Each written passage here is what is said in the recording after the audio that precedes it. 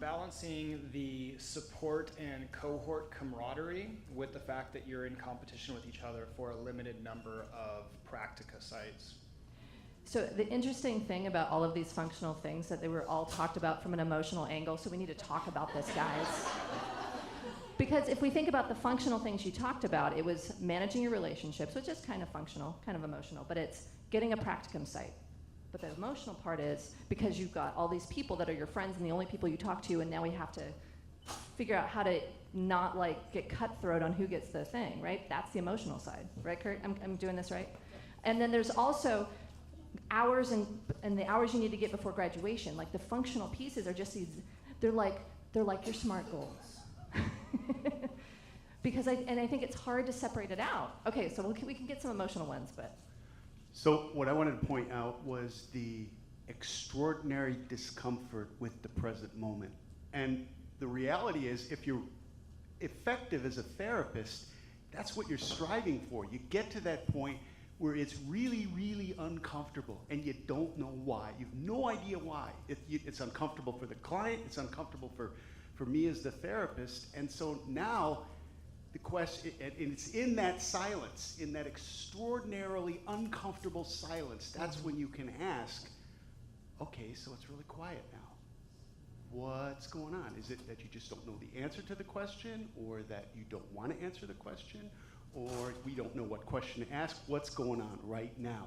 And if you can get to that discomfort and just stay with it, that's when therapy occurs. And I think when we're first starting our practicums and we're getting ready for graduation, there's no, like I know for myself, I was working as a grad assistant, I was in practicum, and I was full-time student.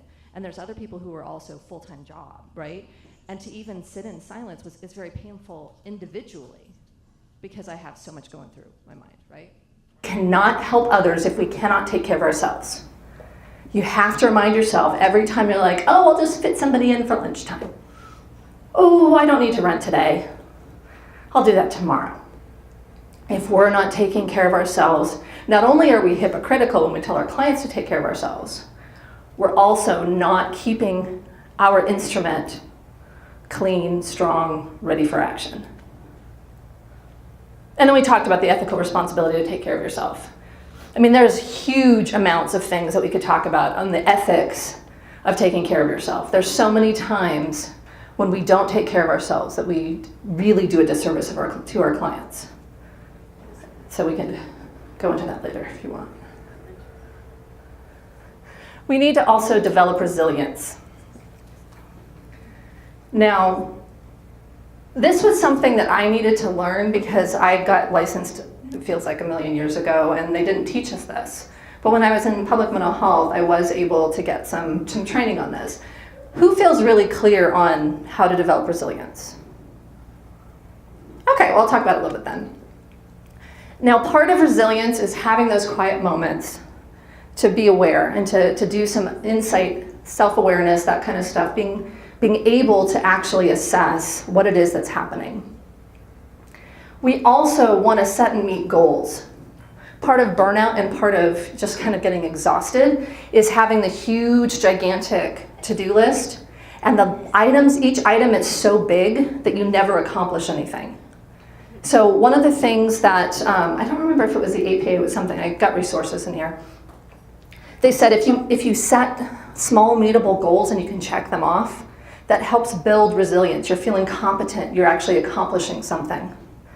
And so that's a huge one for me. And there's also, I mean, there's so many ways that you can do that. You can also create a list where you've got one that you've already done, and then you've got one that's like half done, so you can check them off really quickly, and that helps you with your continuing motivation.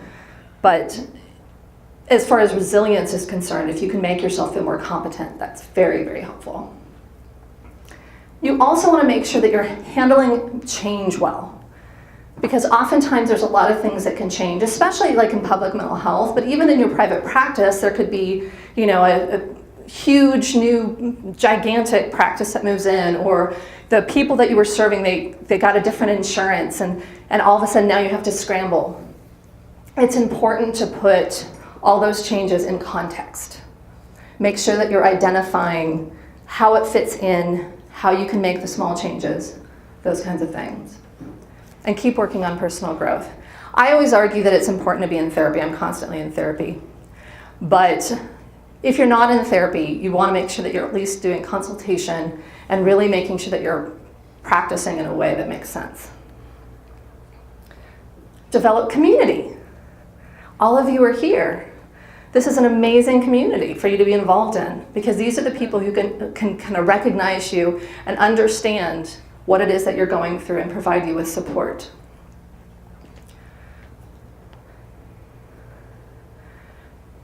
And another part of competence is improving your clinical skill.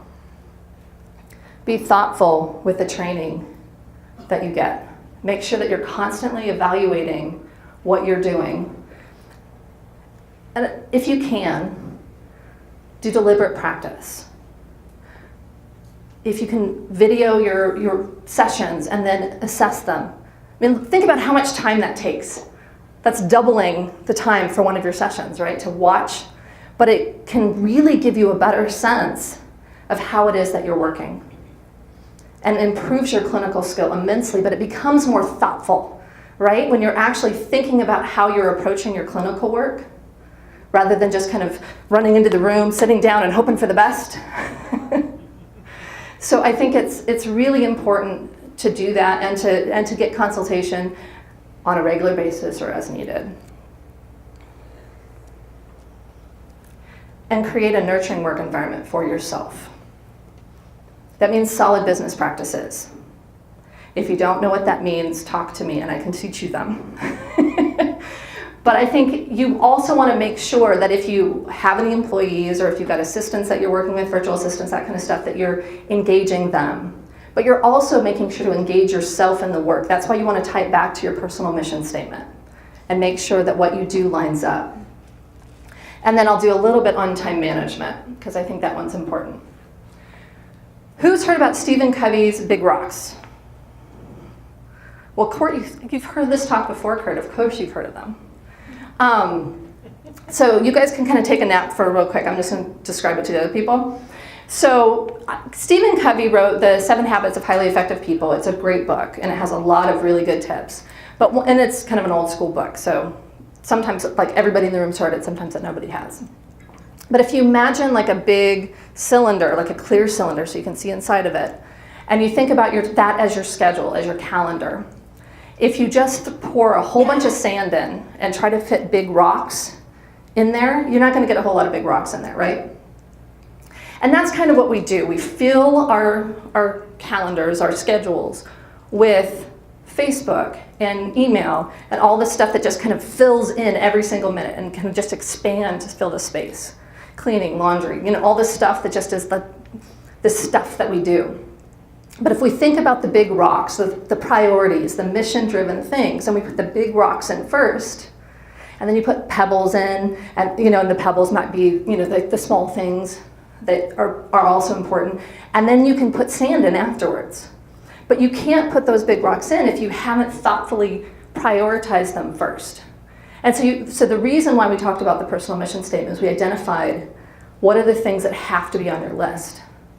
So if being non-judgmental is on your list, you have to make sure that self-care and everything that you need to be in that space is one of your big rocks, right?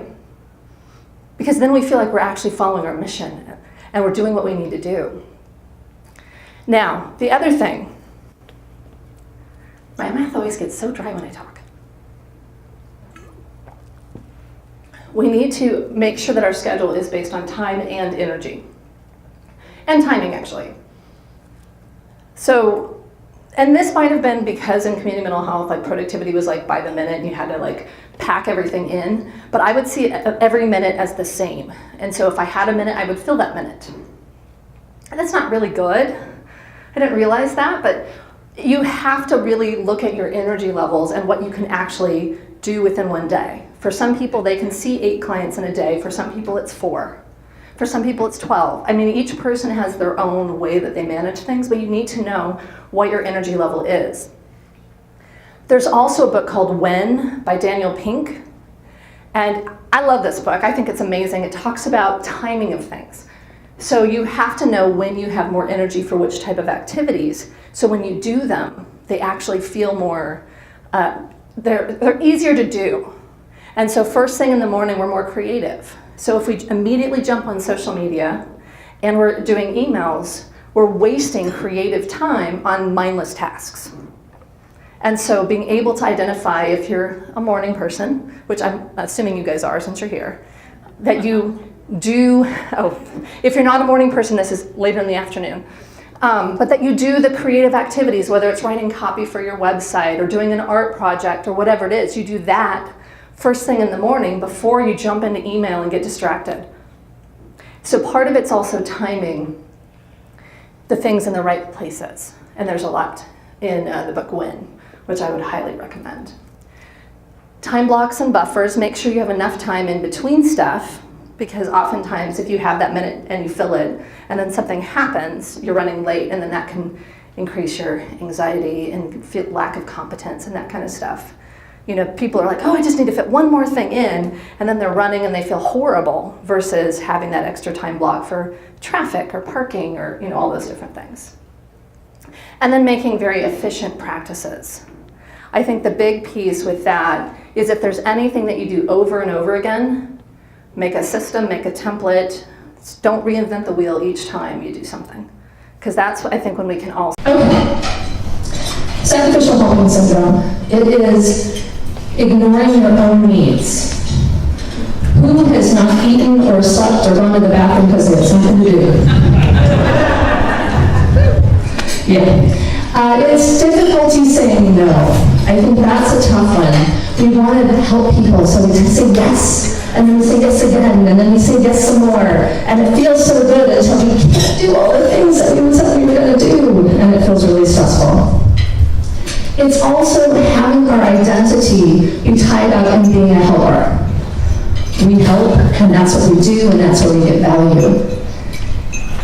And I know that we know this, and this is why I'm a self-proclaimed ambitious helper, is because we have a culture of humility. More than once, people have looked at me and said, what? You're ambitious? That's awful.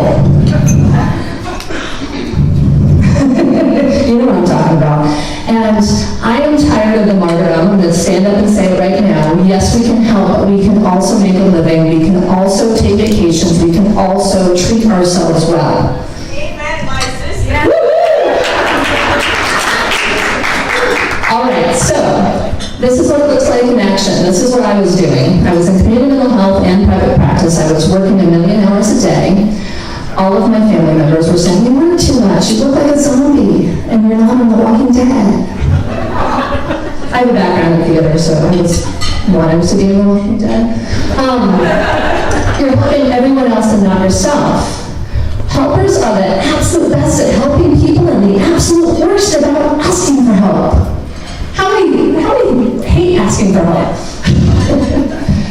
No personal time, little professional development. Now, you guys obviously are here for excellent professional development today.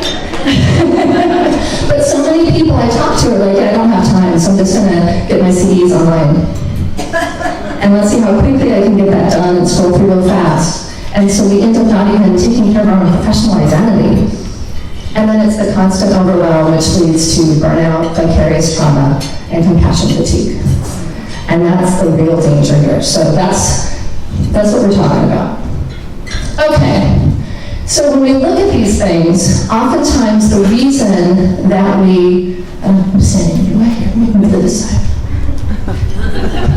Oftentimes the reason we do that is because we become helpers for a reason.